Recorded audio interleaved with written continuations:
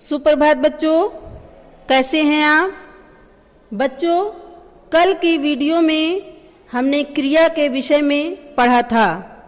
आज हम क्रिया के भेद के विषय में पढ़ेंगे।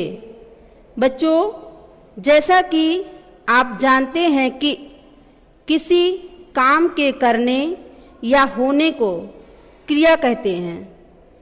कोई काम करना जैसे पढ़ना, लिखना, हंसना, गाना आदि, ये सब क्या हैं बच्चों? ये सब क्रियाएं हैं।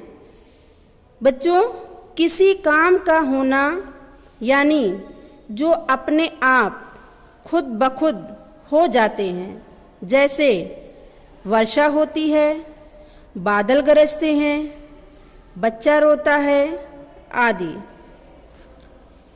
बच्चों, जिन कार्यों को बलपूर्वक नहीं किया जाता और वो स्वयं हो जाता है, उन्हें कहते हैं कार्य का होना। इस प्रकार किसी कार्य का करना या होना क्रिया कहलाता है। क्रिया के दो भेद होते हैं। नंबर 1 अकर्मक क्रिया और नंबर 2 सकर्मक क्रिया। बच्चों, ये अकर्मक और सकर्मक क्रिया क्या होती है?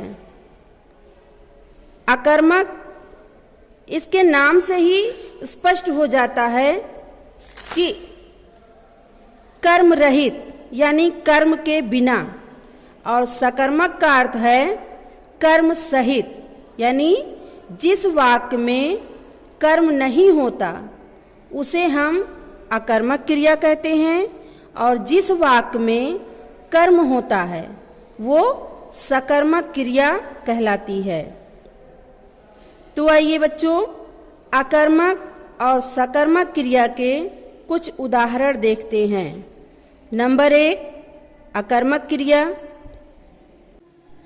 अकर्मक का अर्थ है बिना कर्म के। इन क्रियाओं के साथ कर्म नहीं होता, जैसे कछुआ भाग रहा है। बच्चों, कछुआ क्या है? कछुआ करता है यानी कर्म करने वाला, और भाग रहा, ये क्या है? भाग रहा क्रिया शब्द है। इसी प्रकार सुमित सो रहा है। सुमित करता है और सो रहा क्रिया है। तो बच्चों, जिस वाक्य में कर्म नहीं होता वो अकर्मक क्रिया कहलाती है। नंबर 2 सकर्मक क्रिया। सकर्मक क्रियाओं के साथ कर्म होता है। इन क्रियाओं के व्यापार का फल कर्म पर पड़ता है, जैसे समीर पुस्तक पढ़ रहा है। बच्चों, समीर क्या है? समीर करता है कर्म करने वाला। पुस्तक क्या है? पुस्तक कर्म है जिसके ऊपर क्रिया का असर पड़ रहा है। और पढ़ रहा है क्या है? पढ़ रहा है क्रिया है। तो बच्चों, जिस वाक्य में कर्म होता है वो सकर्मक क्रिया कहलाती है। सकर्मक क्रिया की पहचान। सकर्मक क्रिया को पहचानने का तरीका ये है कि क्रिया से पहले क्या या किसे लगाकर प्रश्न पूछना चाहिए। यदि उत्तर मिल जाए तो क्रिया सकर्मक है, जैसे निकिता आम खाती है। क्या खाती है? आम। अतः खाती है क्रिया सकर्मक है, यहाँ आम कर्म है। गीतांजलि पुस्तक पढ़ती है। गीतांजलि क्या पढ़ती है? पुस्तक।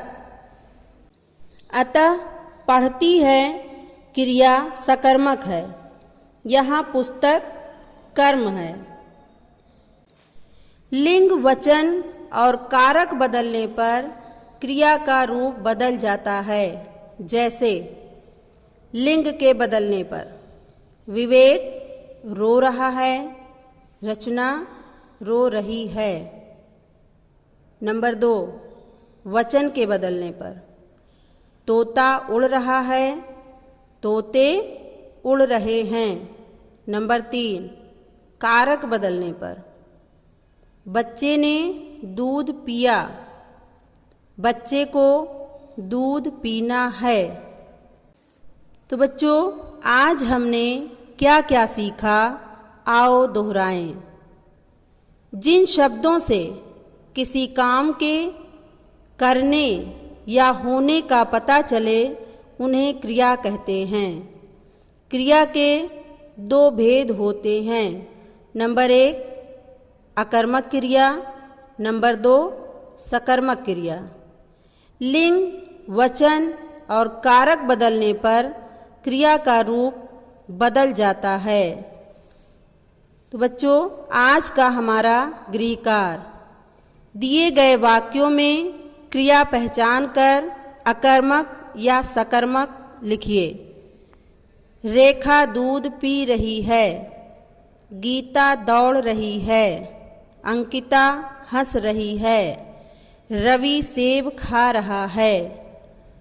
धन्यवाद।